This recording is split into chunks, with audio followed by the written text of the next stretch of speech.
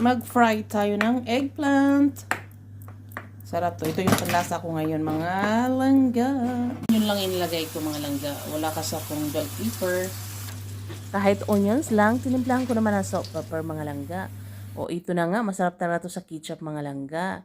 Ganyan ang gustong-gusto ko sa eggplant. At mayroon din pala ako dito yesterday, mga langga, na leftover yung veggie natin. Konti na lang, hindi pa naubos. Ako na lang uubos, mga langga. At may manok pa pala kanina tanghali. Hindi nila inubos, mga langga.